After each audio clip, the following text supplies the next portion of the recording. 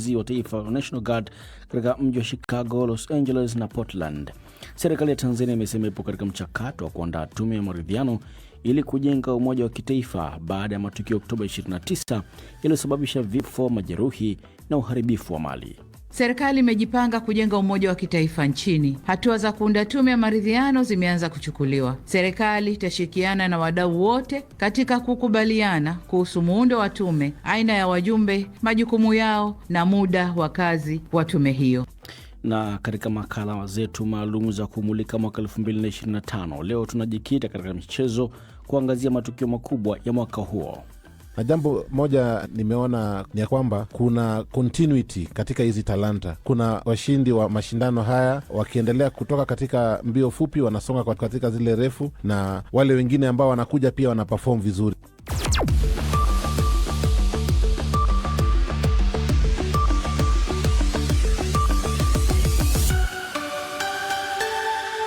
Tuna mengi tuliokuandalia leo Januari 1, 2026, lakini kwanza ni muktasari wa habari za ulimwengu na msomaji ni Martha Saranga. Karibu Martha. Shukran Inkia, heri ya mwaka mpya. Rais wa Marekani Donald Trump amesema utawala wake unaondoa kikosi cha walinzi wa taifa National Guard katika miji ya Chicago, Los Angeles na Portland. Trump anachukua hatua hiyo wakati huu akikabiliwa na ukosoaji na vikwazo vya kisheria na kuapa kurejelea ikiwa uhalifu utashuhudiwa kuongezeka kwa kasi. Rais Trump ameelezea kupitia mitandao ya kijamii na kusema wanaondoa kikosi cha walinzi wa kitaifa kutoka Chicago, Los Angeles na Portland licha ya ukweli kwamba uhalifu umepungua kwa kiasi kikubwa kutokana na uwepo wa wazalendo hao katika miji hiyo, na ni kwa sababu hiyo pekee. Mamlaka nchini Nigeria imethibitisha kuwa Anthony Joshua ameruhusiwa kutoka hospitalini Jumatano alasiri alipokuwa amelazwa. Madaktari wanasema kwa sasa yuko sawa kiafya na ataendelea kupata nafuu akiwa nyumbani.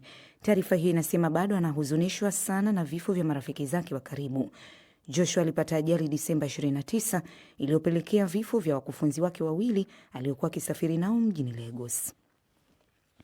Rais wa Ukraine Volodymyr Zelensky amesema kuwa Ukraine haiko tayari kusaini makubaliano dhaifu ya amani na Urusi ambayo hayatakomesha vita kwa muda mrefu. Katika hotuba yake ya mwaka mpya, Bwana Zelensky alisema Ukraine inataka vita vimalizike, lakini si kwa gharama yoyote ile. Alikadiria kuwa 90% ya makubaliano ya amani tayari yameafikiwa baada ya mazungumzo ya kina yaliyohusisha Marekani na viongozi wa Ulaya katika wiki chache zilizopita. Hata hivyo, alisema kuwa 10% iliyobaki ndio itaamua hatma ya Ukraine na Ulaya.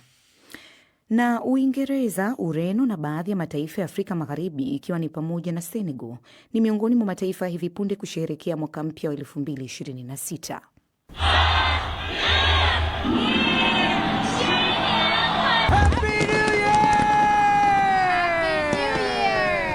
Huko London, karibu watu 100,000 walikusanyika kwenye ukingo wa mto Thames kwa maonyesho ya kuvutia ya fataki.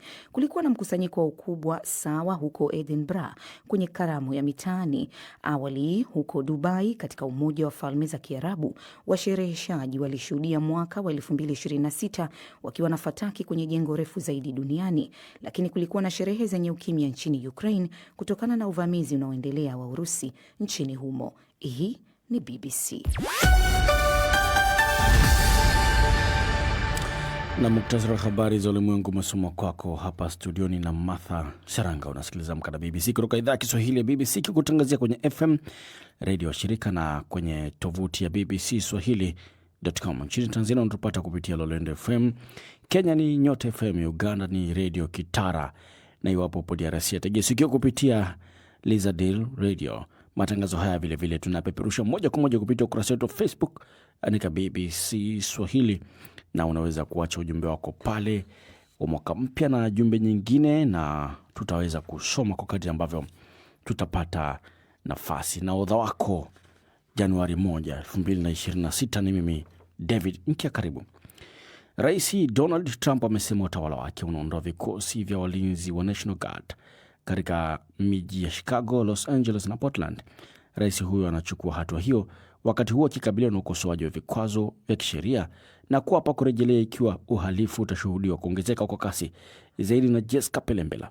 Rais Trump alieleza kupitia mitandao ya kijamii, na hapa na mnukuu: "Tutaondoa kikosi cha walinzi cha taifa kutoka Chicago, Los Angeles na Portland. Licha ya ukweli kwamba uhalifu umepungua kwa kiasi kikubwa kutokana na uwepo wa wazalendo hawa katika miji hiyo, na ni kwa sababu hiyo pekee, mwisho wa kumnukuu. Bwana Trump alituma wanajeshi katika miji hiyo mitatu inayoongozwa na chama cha Democratic kwa kile alichosema ni msako dhidi ya uhamiaji haramu na uhalifu. Hata hivyo, katika chapisho lake katika mitandao ya kijamii alisema kuwa vikosi vya shirikisho vitarudi endapo viwango vya uhalifu vitaongezeka. Hatua hiyo inakuja wiki chache tu baada ya mahakama kuu ya Marekani kuzuia kupelekwa kwa wanajeshi katika eneo la Chicago. Aidha, viongozi wa majimbo hayo walipinga hatua hiyo, wakisema ni matumizi mabaya ya mamlaka na kufungua kesi za kupinga hatua hiyo. Ni Jessica Pelembela. Msikilizaji, mataifa ya Afrika Mashariki yameungana na mengine duniani kote kusherehekea mwaka 2026. Mataifa Pacific yalikuwa ya kwanza duniani kuingia mwaka huo. Serikali ya Tanzania imesema katika kuanza mwaka 2026 imejipanga kujenga umoja wa kitaifa nchini humo. Akitoa hotuba yake ya kuaga mwaka 2025 na kukaribisha 2026, Rais wa Tanzania Samia Suluhu Hassan amesema hayo akirejelea matukio yaliyotokea siku ya uchaguzi Oktoba 2025 ambapo Tanzania ilipita katika nyakati ngumu ambazo nchi inahitaji subira, mshikamano na uzalendo.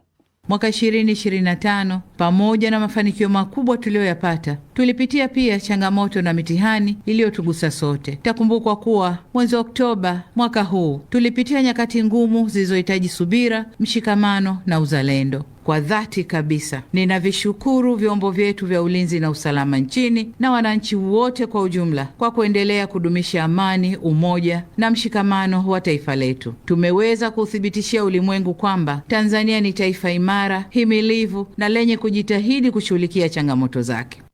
Aidha, amesisitiza Watanzania wanapoendelea kujenga taifa lao wasikubali kugawanyika kiitikadi au kimtizamo. Tunapoanza mwaka 2026, serikali imejipanga kujenga umoja wa kitaifa nchini. Hatua za kuunda tume ya maridhiano zimeanza kuchukuliwa. Serikali itashirikiana na wadau wote katika kukubaliana kuhusu muundo wa tume, aina ya wajumbe, majukumu yao na muda wa kazi wa tume hiyo. Nitoe rai kwenu ndugu zangu wa Tanzania, tusikubali tofauti za kiitikadi au kimtazamo zitugawe na kutupotezea malengo yetu ya maendeleo na ustawi wa taifa letu. Hata hivyo, wachambuzi wanasema Oktoba 29, 2025 inasalia kuwa alama nzito katika historia ya Tanzania. Kumbukumbu za waliopoteza maisha, waliojeruhiwa na mali iliyoharibiwa zinaendelea kuishi mioyoni mwa wengi, zikiamsha huzuni, lakini pia wajibu wa kujifunza kutokana na yale yaliyotokea.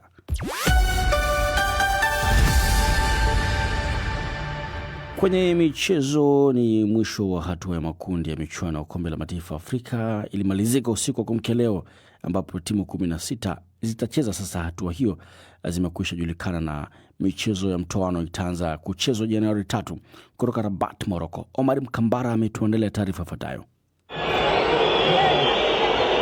Jana ilipigwa michezo minne ya mwisho ya hatua ya makundi ya michuano ya AFCON inayoendelea hapa nchini Morocco. Kutoka kundi E, Algeria walikuwa vinara wa kundi hili baada ya kushinda michezo yao yote mitatu, na wakishinda mchezo wao wa mwisho kwa kufunga Guinea Equatorial kwa magoli 3-1. Burkina Faso nao wakasonga mbele baada ya ushindi wa goli 2-0 dhidi ya Sudani, huku Sudani nao wakitinga kwenye 16 bora kama best loser. Tembo Ivory Coast walisonga mbele baada ya ushindi wa goli 3-2 dhidi ya Gabon. Katika mchezo mwingine wa kundi F, the Indomitable Lions Kameruni waliibuka na ushindi wa goli 2-1 dhidi ya Mozambiki, na hivyo kusonga mbele wakiwa na jumla ya alama 7. Licha ya kuwa leo ni siku ya sikukuu ya mwaka mpya, vikosi vya timu ambazo zimesalia kwenye michuano hii vinaendelea na maandalizi yao kuelekea raundi ya 16 bora.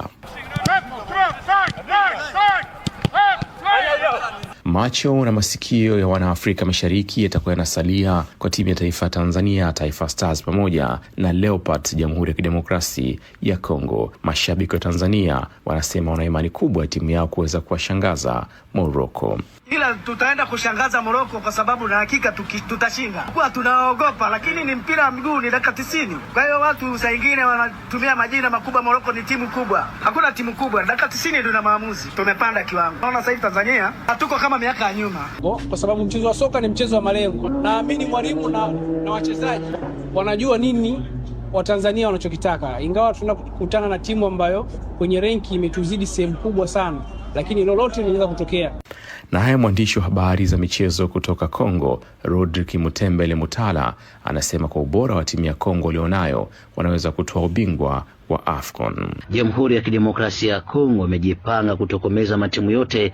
DRC haina hofu yoyote kuona kwamba imetokomeza matimu makubwa kama Cameroon, imeangusha Benin, na hapo jana majuzi imetokomeza Botswana, kumgusa puani kabisa kwa mabao 3-0. Hii inaonyesha msimamo wa Jamhuri ya Kidemokrasia ya Kongo kwamba aendelea kujipanga. DRC ina wachezaji wazuri na DRC basi haina hofu, ina hapa tu kuchukua kombe hilo kulirejesha hapa nyumbani mjini Kinshasa.